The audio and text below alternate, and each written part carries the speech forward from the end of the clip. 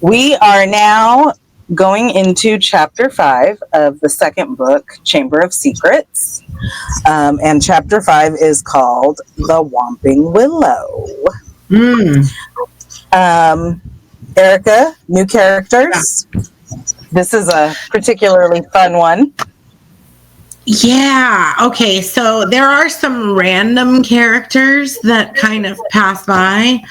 There is a guard when they go to the train station, and literally just like a blip of an interaction. There are some passersby at the train station. Obviously, it's a train station. There are, let's see. We have two very special characters, and we're calling them characters because you'll find out soon enough. But the Weasley family car, the Ford Anglia, and the Whomping Willow. Now you're going to say, okay, well, that's a car and that's a tree. But yeah, they're definitely going to be considered characters in this chapter. Then we have the fat lady, the portrait of Gryffindor Tower. And who else do we have? I think that's it. I only wrote down the car and the tree. Oh, all right. There you go. I also wrote down Mrs. Hetty Bayless and Mr. Angus Fleet. Well, I guess as we get into the chapter summary, maybe we'll come across it. I'm not recalling right now who those people are. Oh, they're probably people who saw the car. Muggles. Are you sure? Because it's just six or seven Muggles. Like, it doesn't say. Oh, yeah. Maybe they were the people who were interviewed. Yeah. I think so. Okay. That's probably what happened. There you go. Let's kill your guys' suspense. What are we calling this chapter? Stop!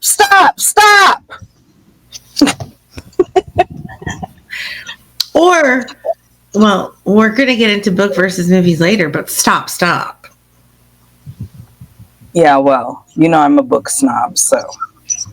So stop. Yeah, book versus movie moment. You're right, because now I remember. Yes, you're right. Okay, stop then, because I'm a book snob. Okay. We know you guys have no idea what the heck we're talking about unless you have read the books or watched the movies. So let us get into the chapter. So the beginning of the chapter, we see the end of summer vacation. Harry thinks it's come too quickly for his liking because he's had the happiest month of his life living at the Burrow with the Weasleys. A whole month just living with the Weasleys. And of course, now remember, we discussed in the last chapter, everyone there genuinely likes him. It's a house full of love. There's food all the time. Like, he can go out and fly his broomstick. He has all of his things. He can... Harry in the magical world for a full month during summer vacation. Like, Harry's just ecstatic. Okay? Yeah.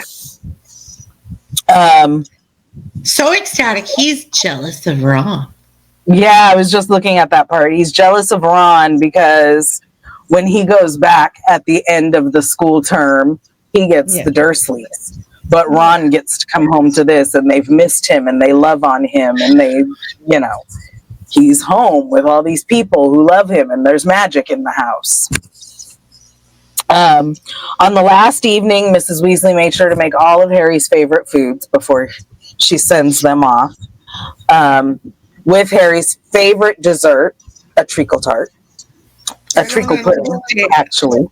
A treacle pudding. And then Fred and George, being Fred and George, they set off their fireworks. And magical fireworks don't take fire to light them up. They're, I think they wet them, don't they? Aren't they like wet I don't know. I can't remember.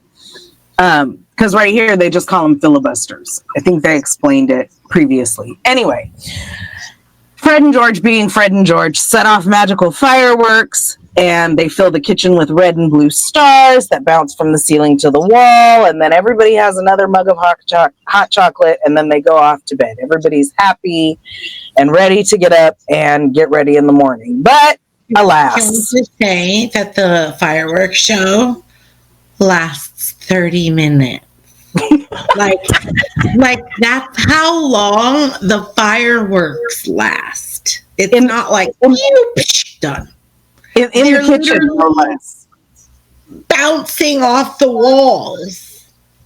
In the kitchen, no less, where it's already like very close quarters with so many people, and there's just fireworks bouncing around for half an hour. Yeah. That's Euro. Okay. Thank you for that scene, because that sounds like absolute chaos to me. But everyone's happy, especially Harry, because it's the borough. So the next morning, they get up at dawn, but they have a bunch of stuff to do. So, of course, Molly's running around with a bad look on her face, gathering socks and finding things, and everybody's running into each other on the stairs with toast in their hands. And Mr. Weasley nearly broke his neck tripping over a stray chicken. I love that. But finally,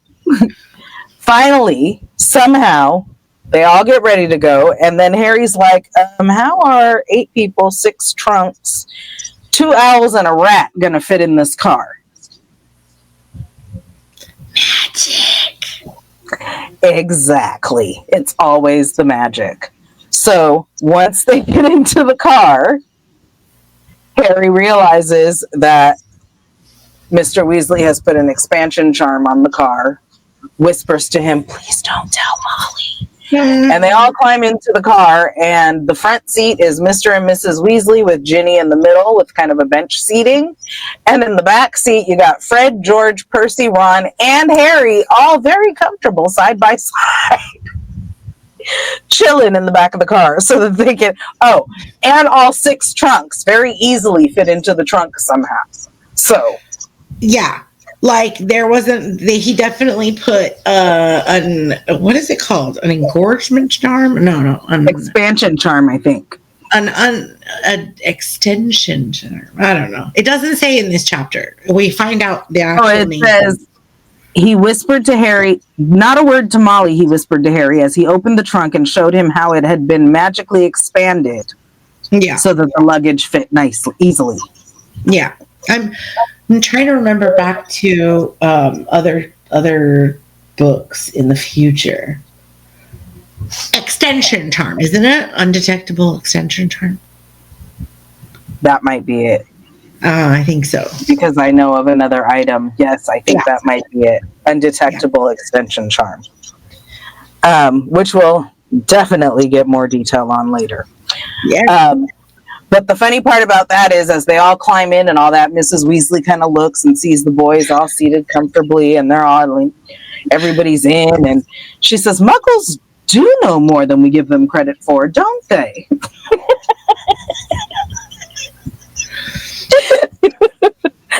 She says, you'd never know it was this roomy from the outside, would you?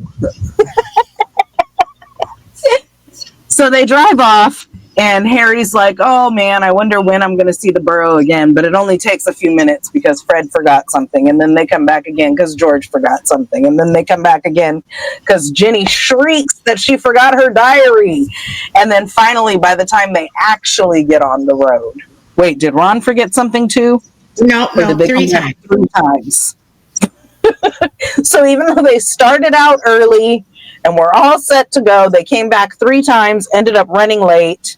And Mr. Weasley's feeling a little anxious, and he's like, please, dear, come on. And Molly's like, no, because Mr. Weasley wants to fly the car. But Mrs. Weasley's like, dude, we're being Muggle-ish today. You got to keep it grounded.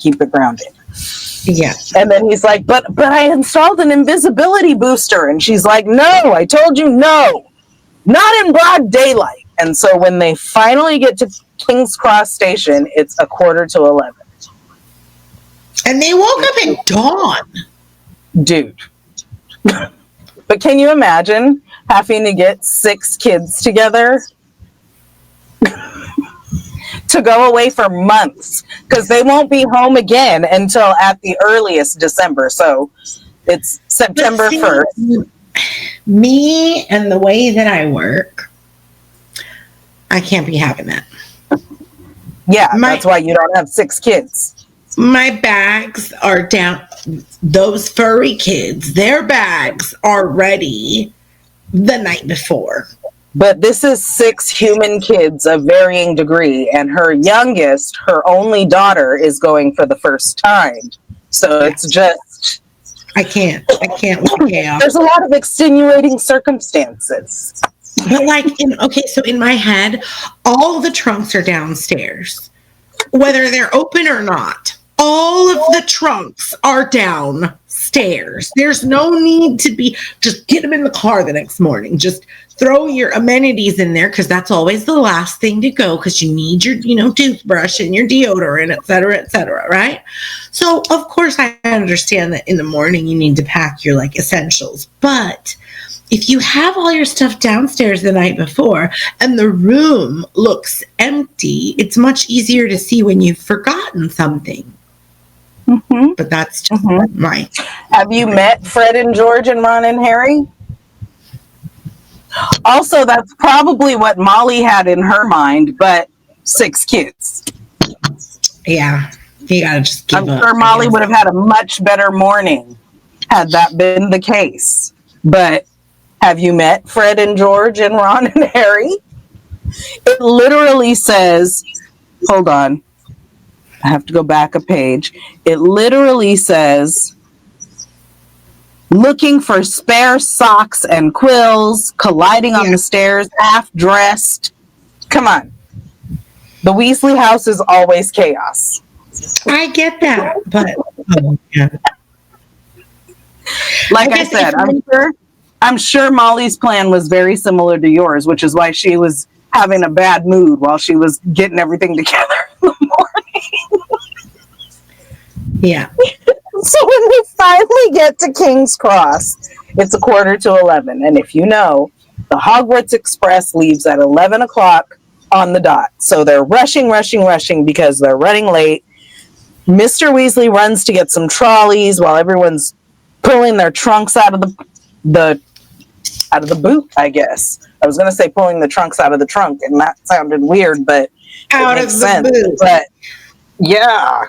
So they're pulling out their trunks, and they're getting ready to get on the train. And so Harry's thinking about the platform, and he's like, okay, I did this last year. It's not going to be a big deal. And so they get there and they all go running, and Mrs. Weasley's like, okay, Percy, you go first. And Percy goes, and Fred and Mr. Weasley goes, and then Fred and George go, and then Mrs. Weasley says, I'm going to take Ginny, and you two come right behind us. And so Mrs. Weasley and Ginny go, and now there's 1 minute left, and Ron and Harry are like, let's go together. We have to hurry up. And so they go get a good running start. And when they hit the barrier, crash, bang, boom, it sealed itself and they can't get through. Yeah. Both trolleys hit the barrier. They bounce backwards. They knock stuff all over the place. Hedwig's cage goes rolling. And of course, she's shrieking because Hedwig isn't a quiet one. She's very indignant. Mm. And the guard, this is where the guard that Erica was talking about comes over. And he's like, what in the blazes do you think you're doing? And Harry's like, oh, we lost control of the trolley. And so they get up and they're like, oh my God, why can't we get through? What's going on? And Ron's looking around and he's freaking out and people are looking at them. And Ron's like, we're going to miss the train. I don't understand. And Harry looks at the clock and he counts down 10 seconds, 9 seconds. Tries to wheel his trolley forward again to try to push it, but the barrier is solid. It's there. They can't get through. Yeah. And then at 3 seconds, 2 seconds, 1 second, Ron is like, it's gone. The the train's left. And it's 11 o'clock. And then his first thought is, oh no, what if mom and dad can't get back? And Harry's like, do you have it? And he asks Harry, do you have any money? And Harry laughs. And it's like, yeah, the Dursleys haven't given me money in like 6 years. But again, why doesn't he? That's what I was just going to say. It goes back to your question from last episode. How come he didn't change his wizard money into muggle money so that he would have money? Just a little bit, even. Maybe because he's 12. Maybe. Because I think we forget. These are literal children. Why does Ron think that his parents aren't going to be worried about him or them, and like that they won't just like apparate, or they won't like try to find them, or they won't realize that the two of them didn't get on the train before it left and come looking for them?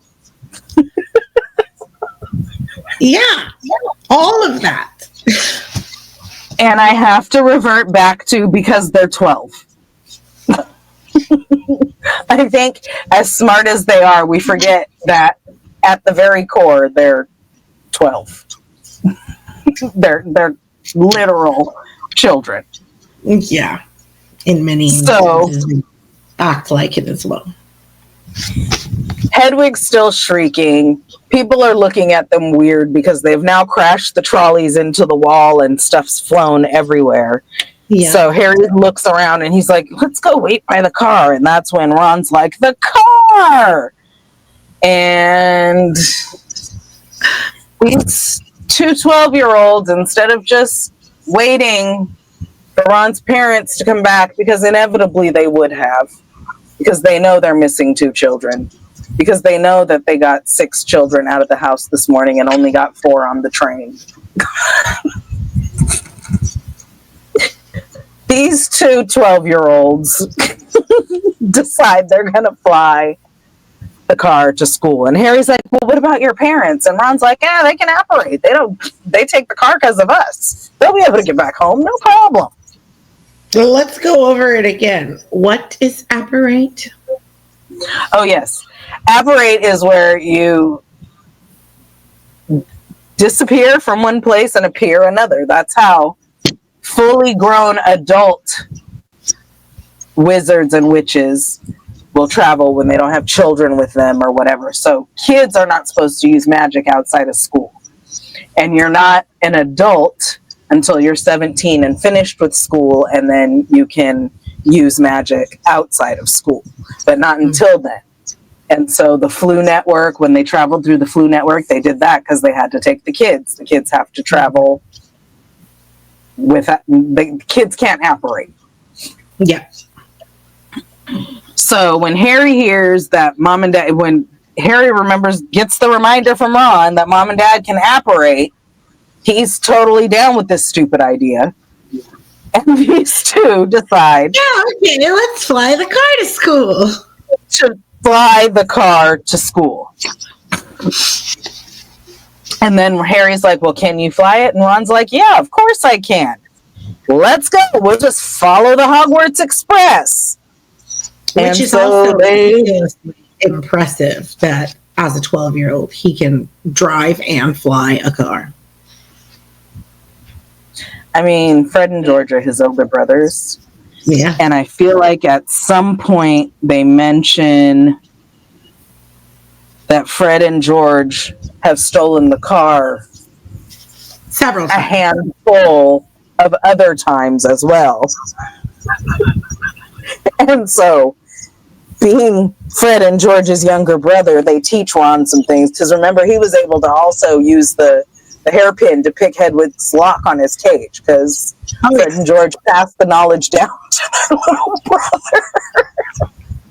So yeah, 2 12-year-olds with a flying car. That's where we're at now, guys. That's where we're at. So exciting. So they rush off to the car. They want to hurry because they don't want to lose the train. Mm-hmm. Ron says, check that no one's watching. And Harry looks out, sees the street is empty. He's like, okay. So Ron starts up the car and lifts off, and they start to go. And then Harry's like, Wait. Ron says, let's go. They lift off. They start to head out. Wait, because I know. No, they drive first. Ron pressed the tiny silver button on the dashboard. The car around them vanished. Wait. Yeah, it's different from the movie here. Oh, I'm getting them conflated this time. Yeah. Okay.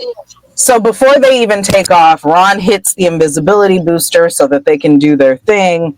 But they drive off into the empty street and start to lift off. And then they hear a popping noise as they see London starting to, drift off below them. They hear a popping noise and realize that, oh no, we're not invisible anymore. And so Ron starts jabbing it and he's like, oh my God, it's faulty. And he jabs and jabs and the car vanishes again and then it flickers back again. And then Ron just says, hold on, and slams his foot on the accelerator and zooms up above the clouds so that they won't be seen. So now they're up there, on basically like gliding on top of clouds, the sun directly in their faces. And they're like, okay, now what do we do? And Harry's like, well, we're going to have to... No, Harry says, now what do we do? And then Ron's like, well, we're going to have to go and see where the train is so we can see where it's going and we can follow it. And so Harry says, okay, but do it quickly because they have to dip back down below the clouds in the now no longer invisible car. So they drop back down below the clouds. They squint around. They look. And Harry's like, there it is right there. And they see it moving along, and Ron's like, okay, due north, and checks the compass on the dashboard. And he says, well, check it every half hour or so. And then they go back up through the clouds. So now they're up there, and they're interesting that they trust that the train track is just going to continue going north for 30 minutes. So I drew a little drawing on my notes of just a line going up and down, and then at the top of the line, just a little cloud. And so they're just like hiding in the clouds. They're just hiding in the cloud. I mean, here's the thing. Like, it could start to veer. It could curve. It could turn. And if it does any of that and they're still going due north, and they don't check for 30 minutes? But they're 12. Yeah. They're 12. Okay, so one of my favorite parts is coming up. So now they're up there and they're just kind of flying along through the clouds and hanging out and making cloud animals or whatever, like identifying cloud animals and stuff, and imagining how when they get to school, people are going to be jealous, especially Fred and George, when they just land so spectacularly on the front lawn of Hogwarts Castle. And so they're making regular checks on the train to make sure that they don't, lose it. And then several hours later. I love that when they're up there, Ron goes, all we've got to worry about now are airplanes. And they both just bust out laughing. Like uncontrollable, nonstop laughter of the situation that they are in. Like they're 12, they're flying a car in the clouds, and all they have to worry about are airplanes. And how ridiculous is that? And they're just laughing. I love that. Because again, they're 12. What are you guys, 12? I really love that hilarity of that carefree moment that the weird situation. After that moment, they then settle in for an uneventful hours-long ride. Yeah, hours. I have a question. Did Mr. Weasley not put it doesn't require gas? It's magic. I mean, I get the flying part and I get the like extension charms, but no gas required charm. It's magic. I really want to be a witch. Gas is expensive, man. So now it's been several hours and Harry's like, it's not as fun as it was. The toffees that we had are making us thirsty. We don't have anything to drink. It's hot. We're now down to our t-shirts and our t-shirts are sticking to the seat and Harry's glasses are sliding down his sweaty nose. They had gotten over doing cloud shapes a while ago. And all Harry could think about was, dang, if he was on the train, he could buy some ice cold pumpkin juice from the trolley. And, you know, then he started thinking about why weren't they able to get onto the platform? What was that about? And then hours later, still, Ron is like, it can't be too much further, right? Because now the clouds are pink and it's starting to get dark. And so they're like, hey, ready for another check of the train? And so they go down and it's still right below them, but now we're winding past snow-capped mountains and it's dark. And Ron puts his foot on the accelerator and pulls them back up above the clouds again, but the engine starts to whine. Harry and Ron get a little nervous. And Ron's like, oh, it's probably just tired. It's never been this far before. And they both pretended not to hear that the car was whining louder and louder and louder as they go further and further, and it's getting darker and darker. So Harry, it gets cool enough that Harry pulls his sweater back on and he's trying to ignore the way that the windshield wipers are now just like waving themselves feebly in protest. And Ron's very nervous and he's talking to the car and he's tapping on the dashboard like, it's not much further now. It's not much further. You got this.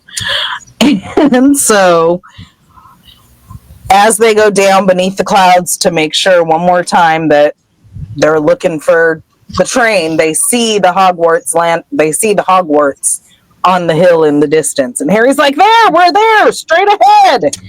And they see Hogwarts Castle and the car starts to shudder and the speed starts losing speed. And Ron's like, no, come on. We're almost there. It's just right there. And the engine groans and then steam starts coming out from under the hood. And Harry's gripping the edges of his seat. And they're flying over the lake, and the car starts wobbling.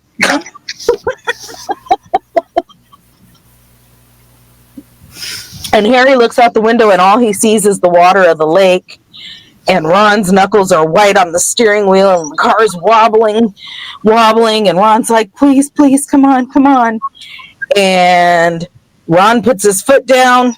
There's a loud clunk, a splutter, and the engine dies. Mind you, they're still in the air because they were flying over the lake, almost at Hogwarts, and now the engine is dead. They're diving now.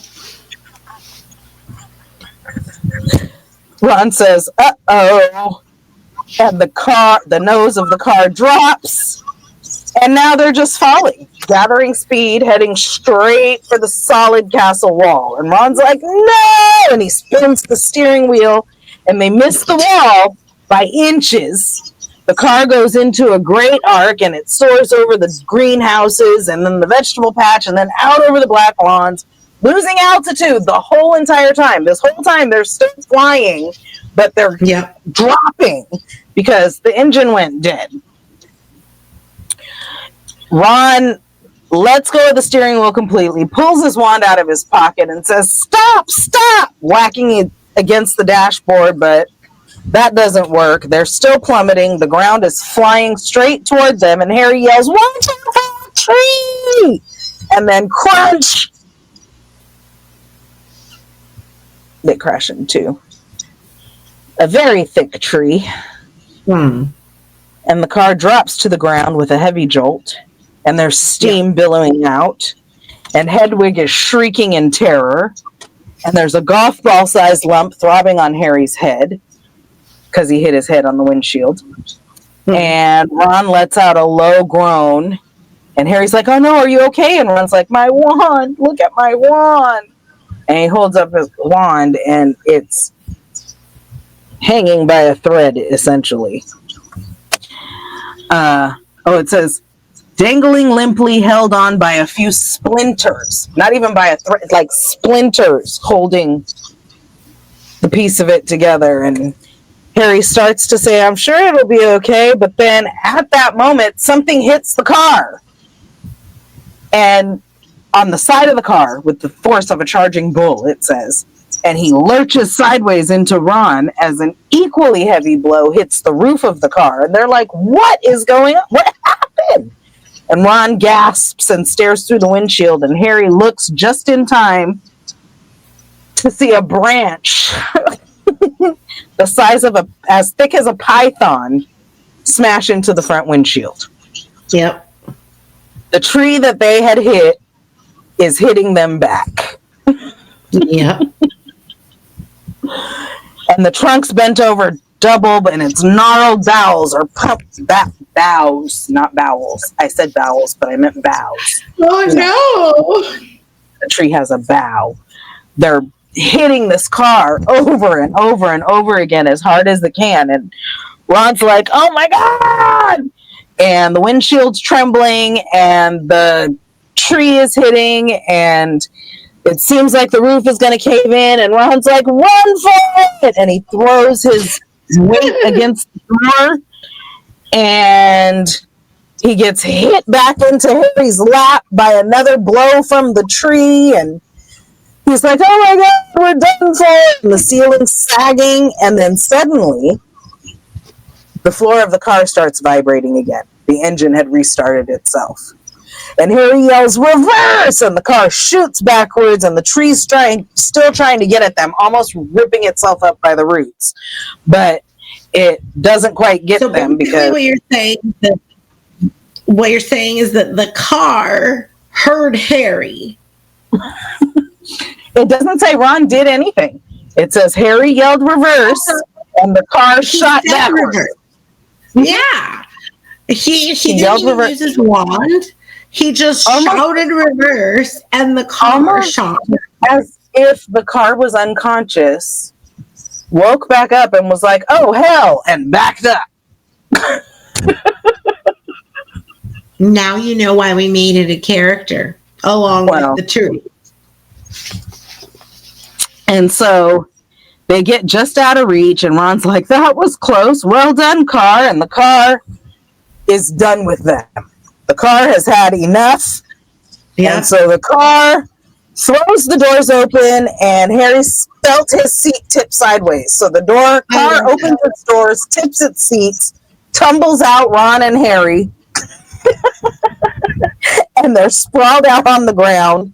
And then they heard two loud thuds, which told Harry that the car had kicked their luggage out of the trunk.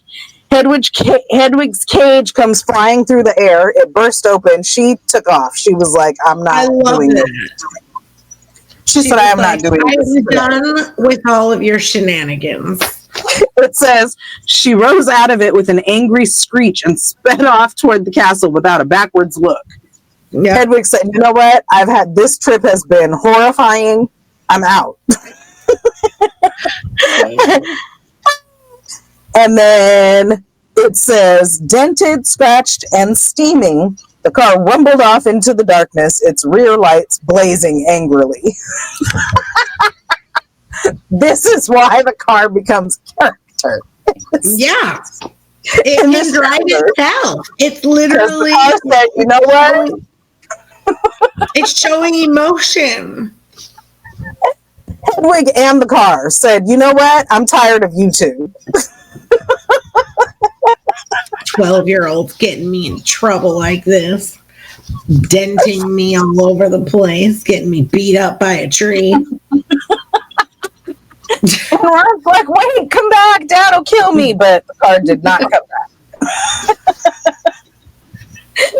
And actually it says, but the car disappeared from view with one last snort from its exhaust. Not only did the car not come back, the car was like, you're funny. Yeah. And Ron's like, oh no, can you believe our luck? Of all the trees, we've hit the one that hits back. So they look over their shoulders at the tree and it's still flailing around, but they're out of the way. And Harry says, come on, we better get up to the school. And so it wasn't the arrival that he had pictured, and nobody was going to be jealous because that was a disaster. But okay, so they're lugging their trunks up the grassy slope up to the castle, and they get up there, and Ron's like, I think the feast has already started. And they cross and look in through the lit window, and the sorting is going on, and they can see all these kids standing up there, including Ginny, and there's the candles and the, you know, the Great Hall as it is, the ceiling that looks like the sky outside, and the candles that hang from the ceiling, and the sorting hat, and everybody's in there, and Professor McGonagall is putting the sorting hat on people, and the stool is there, and it's just what they're there for. They're home. It has started. And then Harry reminisces a little bit about last year, about how there's 4 houses, and remembers being sorted, and remembers the sorting hat kind of wavering over whatever house Harry was going to be in, and how Harry and Ron had helped the Gryffindor house win the championship, beating out Slytherin for the first time in 7 years. And some little boy goes up to get sorted, and Harry's eyes wander past him, and he looks at Professor Dumbledore, who's just watching, and he sees Gilderoy Lockhart dressed in aquamarine robes also watching, and then at the end is Hagrid, and then Harry's like, wait a minute, there's an empty chair at the staff table. Where's Snape? And Ron's like, maybe he's ill. And Harry's like, maybe he's left because he's missed out on the defense against the dark arts job again. And Ron's like, maybe he's sacked. Everybody hates him anyway. Or maybe he's waiting to hear why you two didn't arrive on the school train.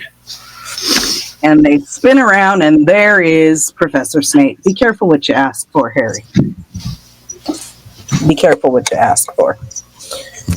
And so Professor Snape says, follow me. And they head into the school, and they're not even daring to look at each other. And they can smell the feast, but they're not going to the feast. Professor Snape leads them down to the dungeons into his office, where it's cold, and there's funky things on the shelves that are looking back at them, and the fireplace is dark and empty, and now they're down here instead of up in the warm Great Hall with food and people. Mm-hmm. And so Snape asks them in his Snapiest way, so, is Harry Potter too famous to get on the train?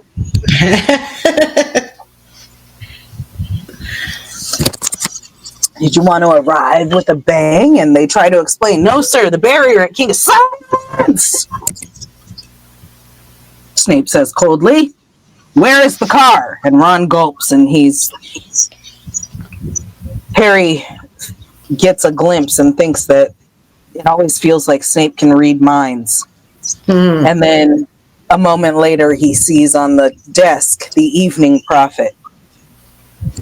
And that's when Snape it's the newspaper. So the Daily Prophet is their newspaper. The Evening Prophet is their evening newspaper. I can't believe they have 2. Like, why would you need 2 newspapers? Right? Man. Anyway, so the Evening Prophet is maybe the Evening Prophet isn't every single day. Maybe it's only when something happens, like an update to the Daily Prophet. So the only thing in that newspaper is the fact that the Ford Anglia was spotted. I mean, it's definitely all over the front page, and you wouldn't want to wait until the next morning to report that. Uh-oh. So they are basically, what you're saying is like this incident is like top news, top emergency news in the whole wizarding world. Well, Harry's on the news. Snape says, "You were seen," he hissed, showing them the headline. "Flying Ford Anglia mystifies Muggles." And then he began to read out loud.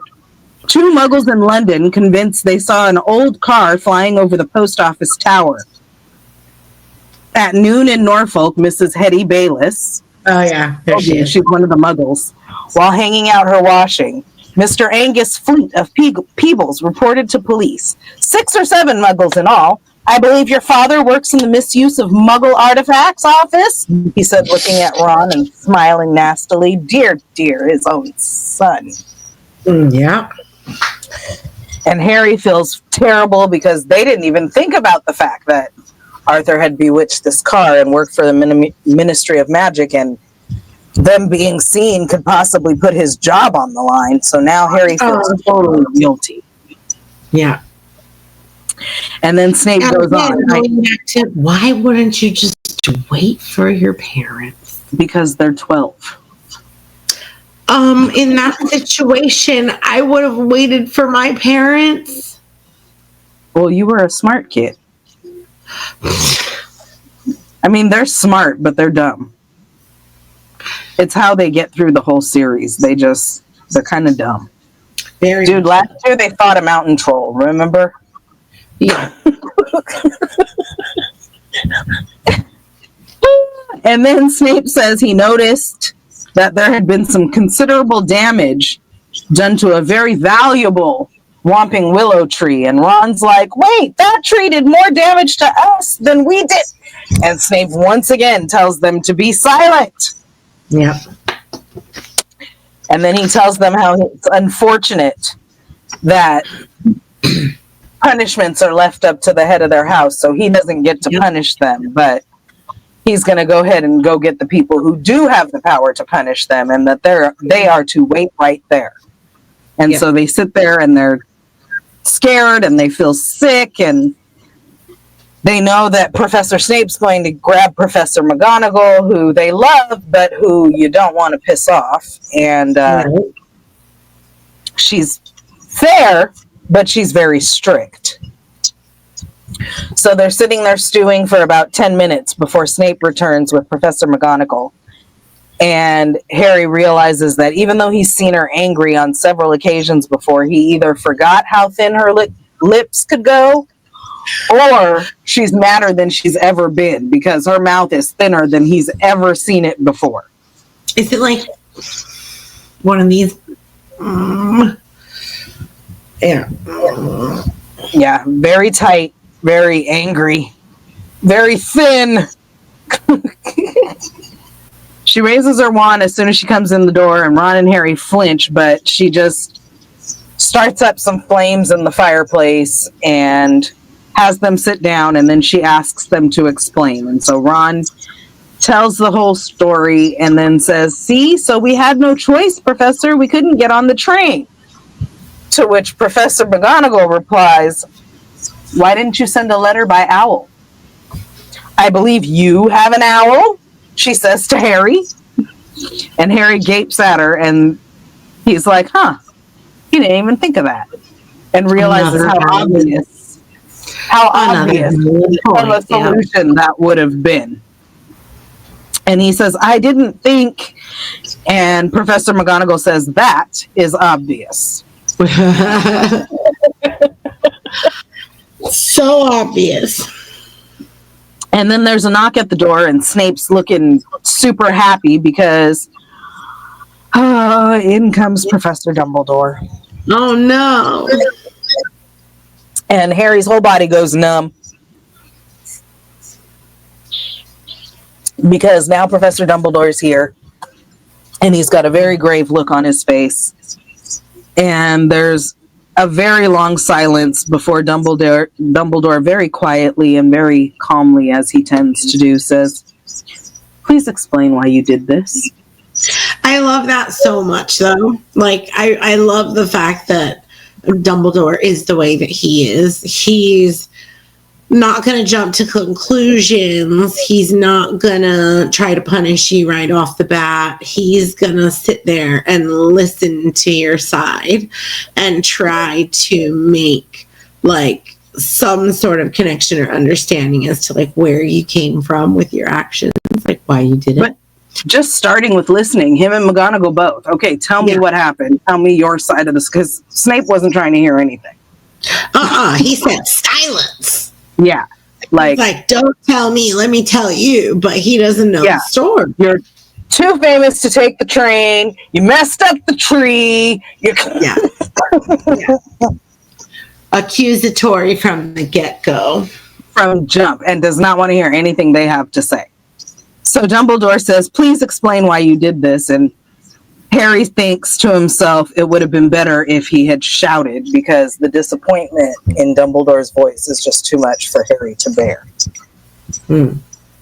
And so he's unable to look Dumbledore in the eye. And so he looks at his knees the whole time that he tells the whole story, except for the fact that Mr. Weasley actually owns the car, because he makes it sound like him and Ron just found this flying car sitting around, which, they're 12. And so when he finished, Dumbledore just continued to look at them for a minute. And then in the silence, Ron says, we'll go get our stuff. And Professor McGonagall says, what are you talking about, Weasley? And Ron says, well, you're expelling us, aren't you? And Harry's like, oh, no, and quickly looks at Dumbledore. And Dumbledore says, not today, Mr. Weasley, but I must impress upon both of you the seriousness of what you have done. I will be writing to both your families tonight. I must also warn you that if you do anything like this again, I will have no choice but to expel you. Yeah. And Snape looks like Christmas is canceled and tries to remind Dumbledore that they have flouted the decree for the restriction of underage wizardry, and surely acts of this nature. And Dumbledore says, Professor McGonagall will take care of their punishments, okay? They're in her house, and they're her responsibility. And then he tells Professor McGonagall, I'm going to head back to the feast. I've got a few notices to give. Come on, Severus, let's go. He's like, let's go. I want to eat some pudding or something, right? Yeah, he says there's a delicious tart. I want a custard tart. That sounds good. He said there's a delicious looking custard tart I want to sample. And Snape gives Harry the dirtiest of dirty looks that he possibly can as he walks out of the office. And then they're just sitting there with Professor McGonagall. Well, yeah, because he's basically like, man, you wiggled your way out. Again. Well, but then too, we have to remember that Professor Snape is a bit biased. He can't stand Harry and Ron, and he bullies children. So, do you want me to hug you or not? So Professor McGonagall's like, let's get you to the hospital wing, Weasley. You're bleeding, and Ron's like, oh, I'm not bleeding that much. He's like, I wanted to see my sister get sorted. And Professor McGonagall's like, yeah, the ceremony's over, but your sister's also in Gryffindor. And Ron's like, oh, good. And then Professor McGonagall's like, and speaking of Gryffindor, oh, no, it's Harry.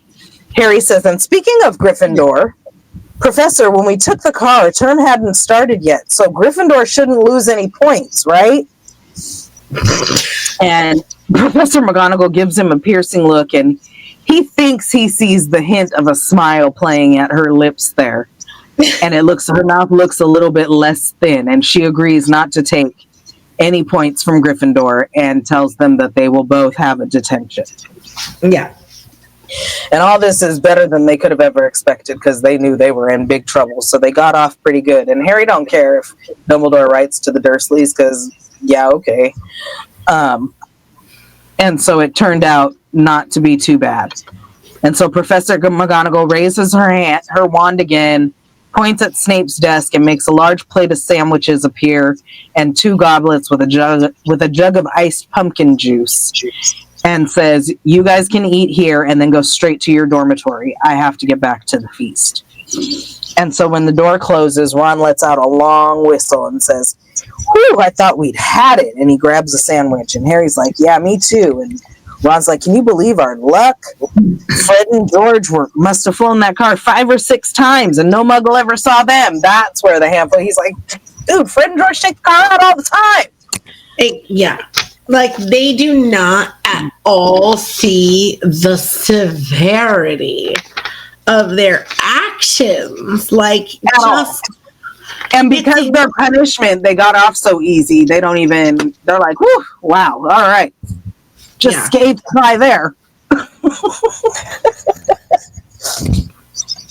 And so, Ron's saying all that. He's like, "Yeah, Fred and George have taken the car 5 or 6 times, and no muggle's ever seen them." And then all of a sudden he's like, "But why couldn't we get through the barrier, though?" And Harry's like, "I don't know, but we'll have to watch our step from now on." Yeah. And I wish we could have gone up to the feast. And Ron's like, "Yeah, they don't want us showing off. She doesn't want people to think it's clever arriving by flying car." Yep. And so they ate as many sandwiches as they could because the plate kept refilling itself. Yeah. And once they were good and full, they got up and started heading up to Gryffindor Tower. The feast was over. The castle's quiet. They're walking past, muttering portraits and suits of armor and climbing the stairs and heading up. And they get to the painting with the woman in the fat woman in the pink dress. And they realize when she asks password that they don't know what the password is. Yeah. They didn't make it to the feast. They haven't seen a prefect. They don't know what the password is. But almost immediately, help comes. They hear feet hurrying behind them. And here comes Hermione. "There you are! Where have you been? Where have you been?" See, saying she's very Mrs. Weasley-ish. She said, "The most ridiculous rumors. Someone said you'd been expelled for crashing a flying car." And Harry's like, "Well, we didn't get expelled." And Hermione's like, "You're not telling me you did fly here," looking almost as severe as Professor McGonagall. And Ron's like, "Skip the lecture and tell us the new password." "It's Wattleburn," said Hermione impatiently, "but that's not the point."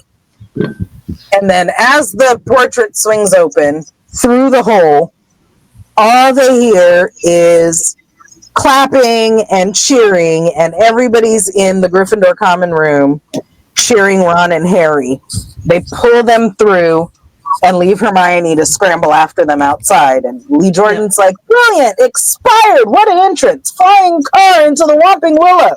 People will be talking about this one for years." And a 5th year they don't even know is like, "Good for you." And they're patting them on the back like they've just won a marathon. And Fred and George make their way through and they're like, "Why couldn't we have come in the car, huh?" And Ron's all red in the face and he's grinning and he's embarrassed. And Harry can see Percy from the back, who is trying to get next to them so that he can tell them off. And Harry nudges Ron and kind of looks like, "Hey." And Ron's like, "Oh, yep." And so they're like, "All right, well, we're tired. We're going to head up to bed then." And so they start making their way to the staircase and they call goodnight to Hermione as they go up the stairs to get out of there and not get told off by Percy. And oh, yeah. They wanted to run away from Hermione and Percy. Yeah. So they get up to their room and there's a new sign on the door. Same room, but instead of first years, it says second years now.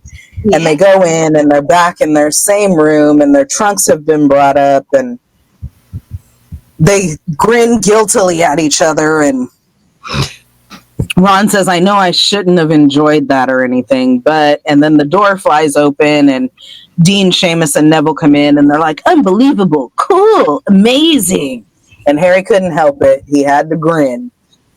And that's the end of chapter 5. They have arrived back at Hogwarts in a spectacular way. Spectacular fashion, indeed.